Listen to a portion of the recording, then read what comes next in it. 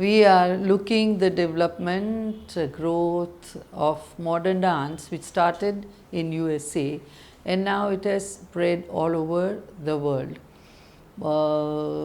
It's more than about 100 years that modern dance started in 1905 by Isadora Duncan, and it went on further. But according to the historians, modern dance was not just only in USA, but it has two main birthplaces, which is Europe and Germany specifically, and the United States of America. Although it evolves as a concert dance drama and concert dance form, it has no roots in any ballet companies, school or artist. Germany is the birthplace of modern dance, theatre realism, and both dance and theatre production dramaturgy. The country's history is interwoven with its dance, music, art, literature, architecture, religion, and history. In addition to the direct dance training and rehearsals, students will see performances and visit museums and other cultural sites in one of Europe's most exciting capitals. Contemporary dance in Germany is characterized by a vibrant globalization and combines elements from drama, performance, and musical theatre. In the story of three passionate choreographers and their colleagues who created European modern dance in the 20th century despite the storms of war and oppression. It begins with Rudolph Lebon, innovator and guiding force, and continues with careers of his two most gifted and influential students, Mary Wigman and Kurt Haas.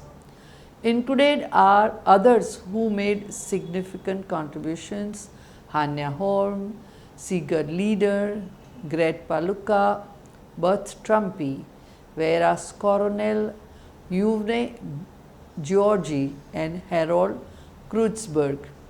German strain of contemporary dance, as it is manifested itself in the United States, is usually overlooked if not unacknowledged. There is general agreement that modern dance, a 20th century phenomenon, has been dominated by the Americans. But it is also true that between the world wars, Germany was a major center in the growth of the free dance, as the creative form outside the ballet tradition was formerly called. The influence of the German school's disciples who immigrated to the United States has yet to be systematically explored. You will and we will be using and seeing these words: free dance, contemporary dance, modern, and where one begins and one ends, these borders are yet not clear. Rudolph von Lebon and Mary Wigman, followed by Kurt Haas, Sigmund Lieder, Harald Kreutzberg, and others, were key figures in early German modern dance. Although this group was pluralistic, encompassing dancers and choreographers from the Viennese school and other nationalities, their basic allegiances were to the new German dance aesthetics and idioms, mainly as taught by Lebon and Wigman. The body, often distorted, was viewed as an expressive instrument. The Americans who preceded or overslept with this Central European school, as it was also labeled, included dancers who performed mainly in Europe, such as Isadora Duncan and Louis Fuller. Even Ruth and Dennis and Ted Schoen performed in Germany and had German trained guest teachers in their school. Duncan herself felt most at home in Berlin before World War I, and founded her first school there. How much cross fertilization existed between Americans and Germans, dancers in Europe up through 1920 is an interesting question. The answer has been implied in the concerts given in recent years by Annabelle Gamson and her new company. These include revivals of both Duncan and Wigman solos, and it is clear that the idioms and the themes are distinct in each case. Wigman's relationship to space is paramount. Duncan's motivating impulses are emotional and musical. Hanya Holm, Wigman's major disciple in the United States, opened a school in New York City in the wake of Wigman's first American tour in 1930. Among the most obvious of her students are choreographers Alvin Nicolai, Murray Lewis, Glenn Tetley, Lucinda Childs, Phyllis Lemhut, and Don Redlich. The German influence, even at the several generations removed, should therefore and cannot be ignored. There have been other choreographers or teachers of the Central European persuasion in the United States: Paula Nirenska, Erika Thimi, Janvin, among others. Now, a new German influence is being felt in the American dance.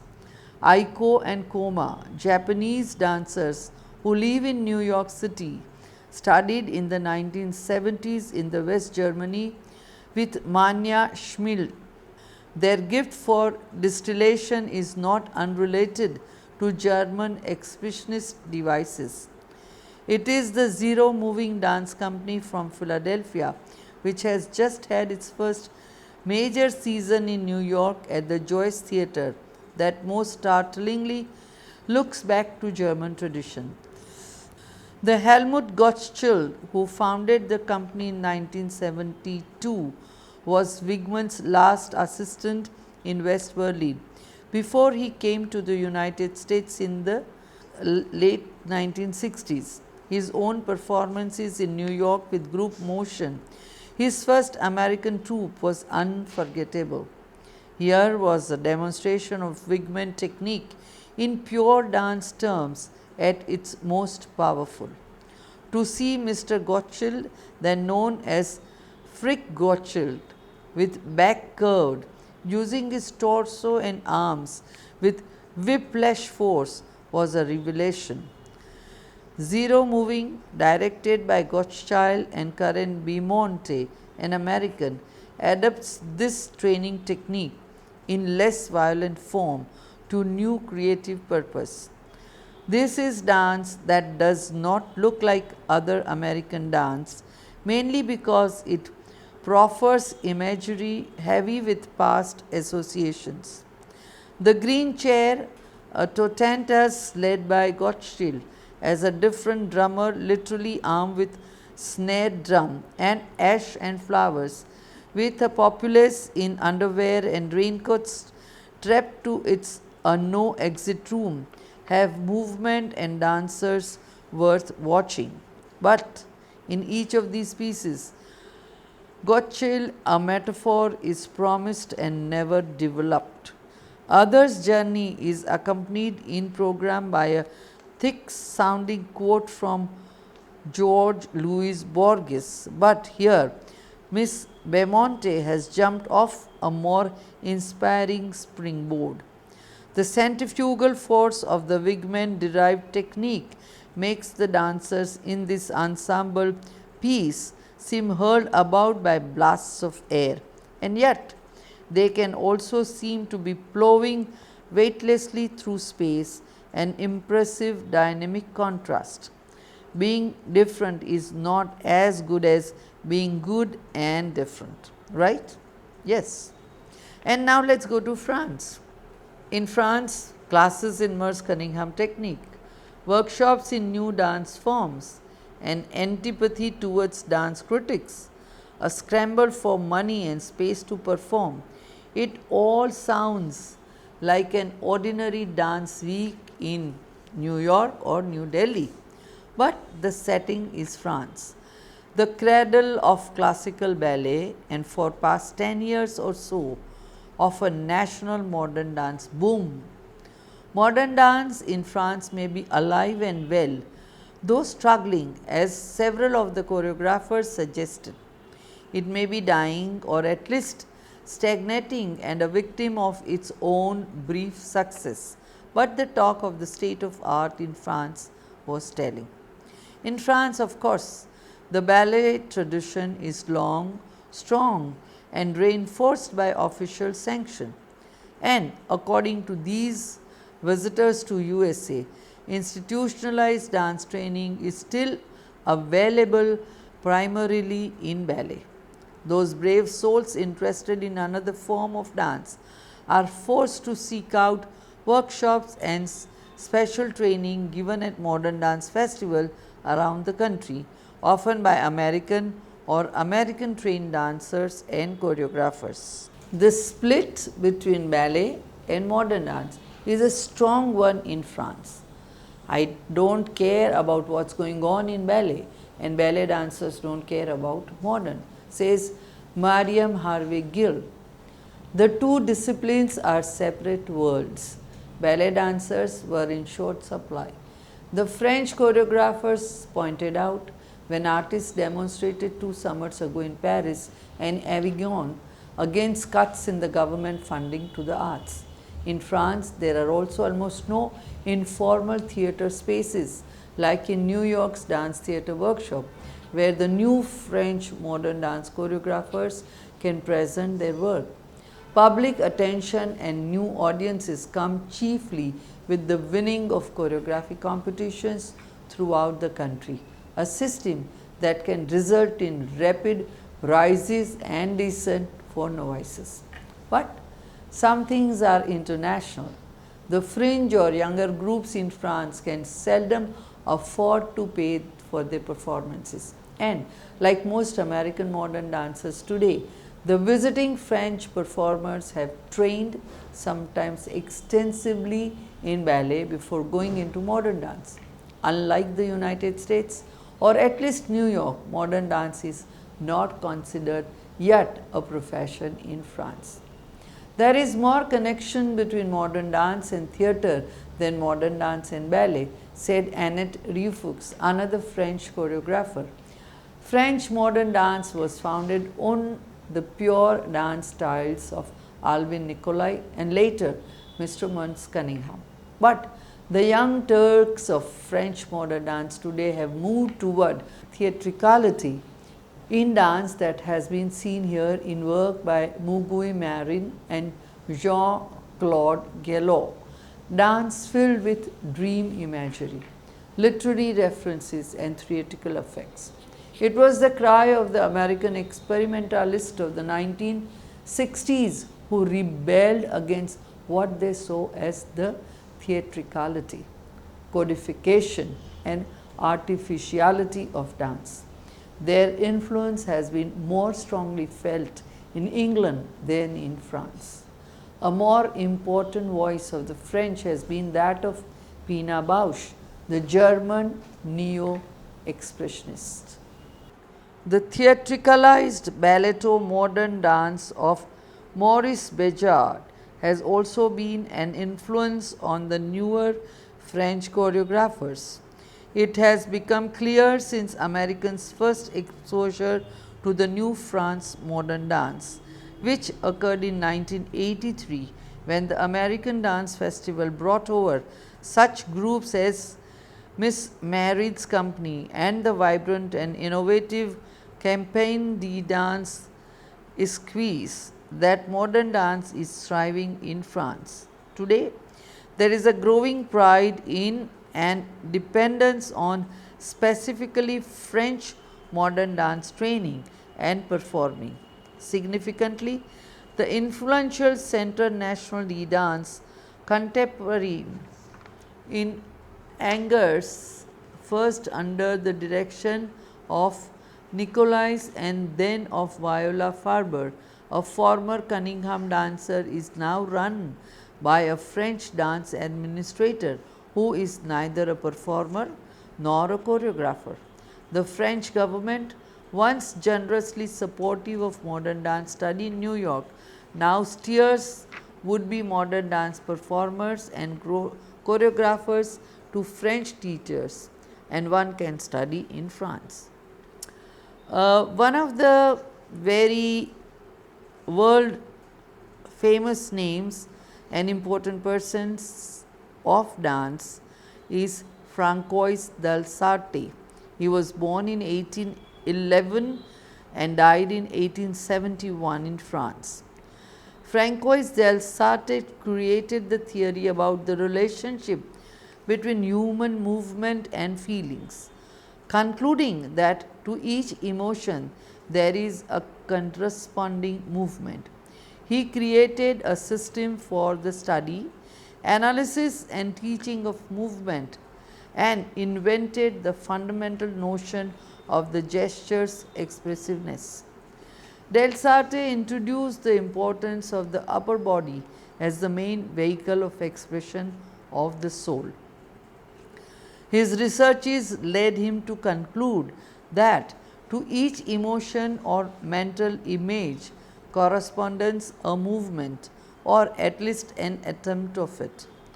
That idea boosts one of the main ideological components of modern dance at its origins.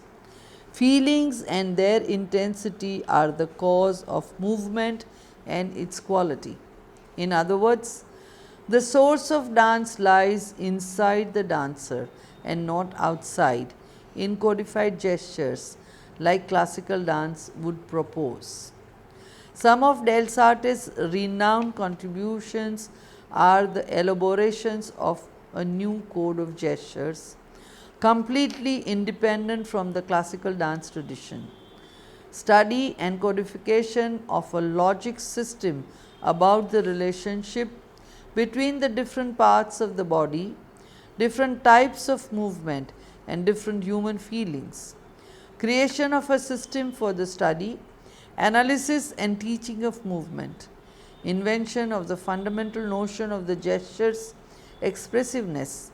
Introduction of the importance of the upper body, trunks, arms, face as the main vehicle of expression of the soul. Del Sarte's influence is seen in several figures of modern dance like Ruth St. Denis, Ted Short and Isadora Duncan amongst others. And now we have Rudolph Lebon, born in 1879 and died in 1958. He was an Hungarian based in Britain, United Kingdom. Lebon was and still remains one of the most productive figures of modern dance history for his contribution to the ideology and conceptual basis of modern dance, as well as his invention, Lebon notation, a complete system of analyzing and writing movement, is a greatest gift to the world. As a choreographer, dancer, teacher and researcher, he achieves to spread his name and ideas widely, first through Europe, then to the United States and nowadays around the whole world. Lebon published several articles and renowned books that are still important references for dance theory and history. Some of his titles are Choreotics, The Mastery of Movement and the Educational Modern Dance.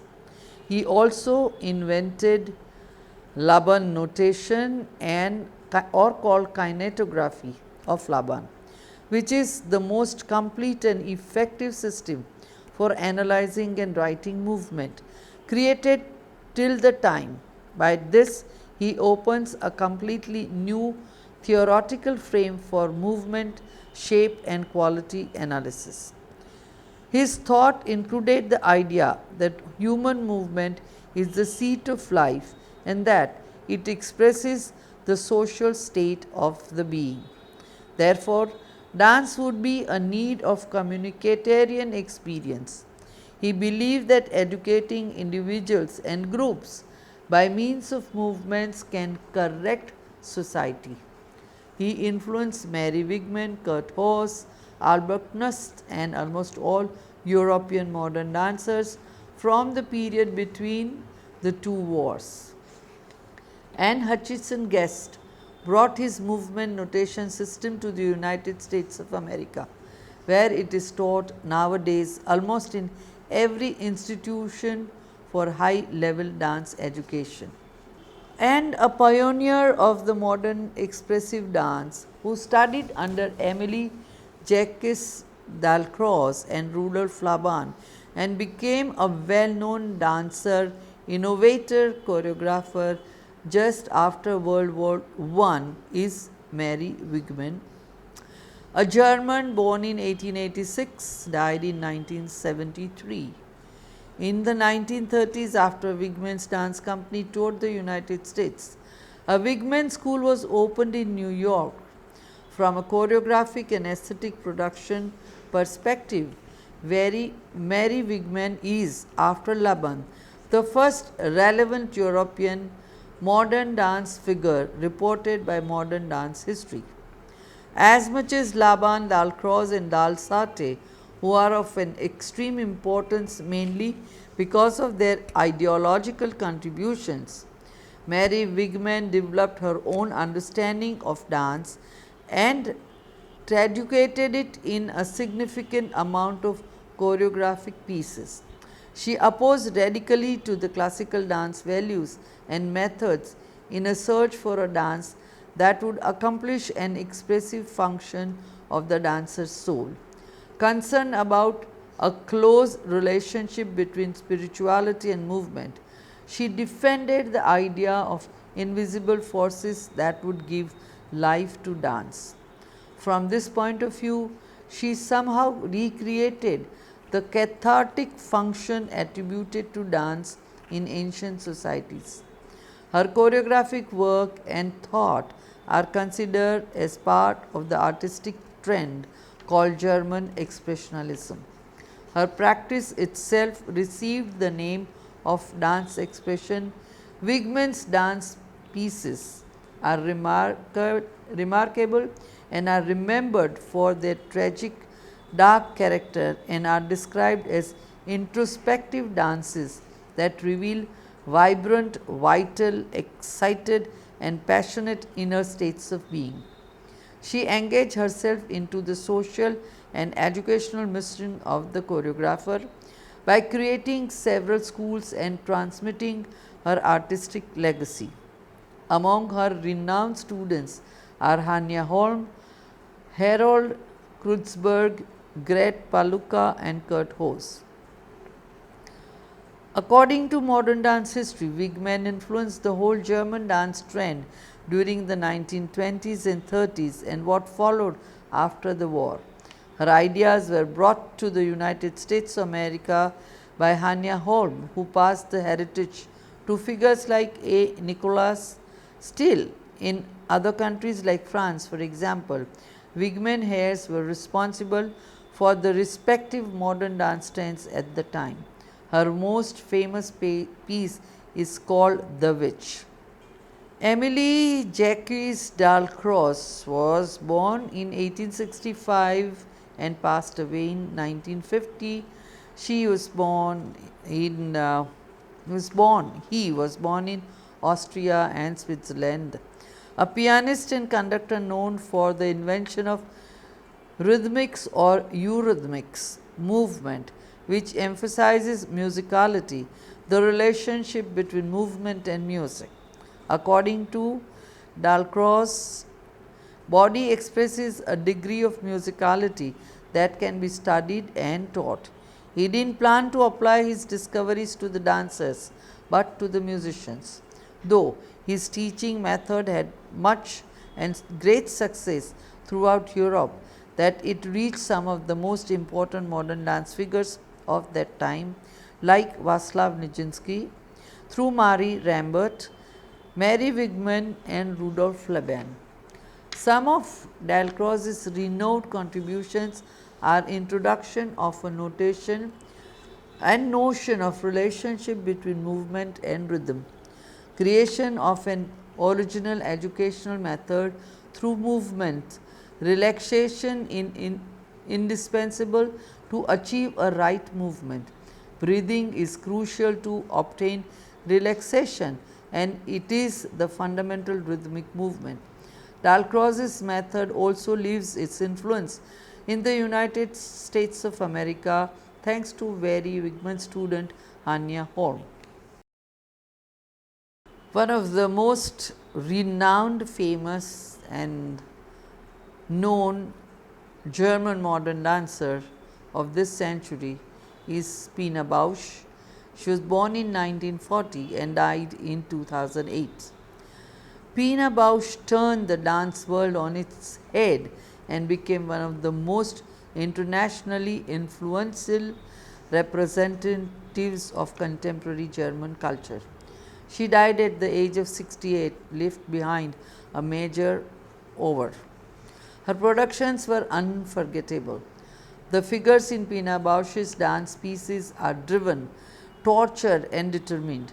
They are often literally slamming up against a hostile world, but they are depicted with a droll sense of humor and sometimes biting irony. In the end, though, there is a heart-warming tenderness. It is a sensibility in the artist that stems from a deep understanding of mankind's shortcomings and fragility. Bausch's aesthetics and determination to create socially relevant work somehow seemed anachronistic in today's times. Born in 1940 in Germany, Bausch began dancing at a young age. She earned a grant to study at the Juilliard School of Music in New York and briefly served as a member of the New American Ballet at Metropolitan Opera before returning to Germany. In 1973, she was made director and choreographer of the Tanza Theatre Wuppertal in North Rhine-Westphalia, which now bears her name. Her most famous pieces, Kaffee Müller, Nelken, and Kontakthof, tell of the fragile happiness between men and women, the constrictiveness of societal norms, and the unfulfilled desire for freedom and self-abandonment. And to tell of these things, Bausch developed an entirely new language. Her dancers were also actors and singers. They talked to their audiences. They walked through the rows. They sang songs. Nobody had asked that of their troupe until then. The story of her success is also the story of her determination and faithfulness to her own convictions and to the Wuppertal. Pina Bausch developed a new working style. With her troupe, she would travel abroad, work on a piece with local artists, take it on tour and bring it back to Wuppertal. The most successful encounter was with India. Pina Bausch changed dance fundamentally by driving out the last remains of its courtly representative origins. For her, dance could no longer be just about pretty movements, macho artistry, and defying gravity. For her, dance was first and foremost about theatre. Pina Bausch was an irritation, a provocation, a question.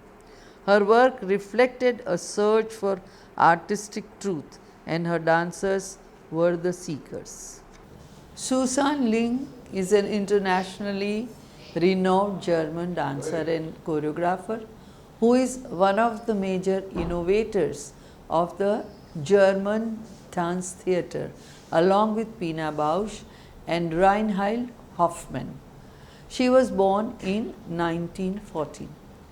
Susanne Link only began to study dance at the age of 20 when she went to Berlin to take lessons from Mary Wigman at her studio. 3 years later, she moved to Essen to pursue dance at the Folkwang Hochschule Folkwang Academy, founded by Kurt Huss. Susanne Link has choreographed original dance work since 1970, becoming known for a style that is intense, austere, and neo-expressionist. Two of her 1975 dances, Dance Funebre, that is a funeral dance, and Trop Trad, that is two trad, were awarded prizes. Other works from 1970s and 80s include Puppy Doll in 75, Die Nichebit, that is the next please, in 1978, Bath Tubing in 1980, Overviews 1980, Flood 1981, Women's Ballet 1981. It continues in 1982, and We Can't All Only Be Swans in 1982. Her first full-length evening work was based on the Bacchus of Euripides and Follow the Steps in 1985. Link's first major solo ballet dealt with her problematic childhood and the development of a dancer. Since 1980s, Link has participated in the major international dance festivals, often dancing her own solos. Her international solo career has been significantly supported by the Goethe Institute. In 1985, she resigned from the management of the Folkwang Dance Studio and began to work primarily as a freelance choreographer, making work for such well-known groups as the Jose Limon Company in New York, the Paris Opera, and the Netherlands Dance Theatre. In the early 1990s, she founded the Susanne Link Company at the Hebel Theatre in Berlin. Then in 1994, she co-founded with Urs Dietrich a new dance company at the Bremer Theatre in Bremen and continued to direct this company until 2000. In 2000 to 2001, she co-founded a new choreographic center in Essen, the Choreografisches Zentrum Essen, and became its artistic director. Since 2001, she has worked frequently as a freelance choreographer and dancer. Susanne Link was one of the forces in 1984, the first East-West dance encounter that was done in India. And so many of the Indian dancers have been inspired by Susanne Link to venture from traditional to modern.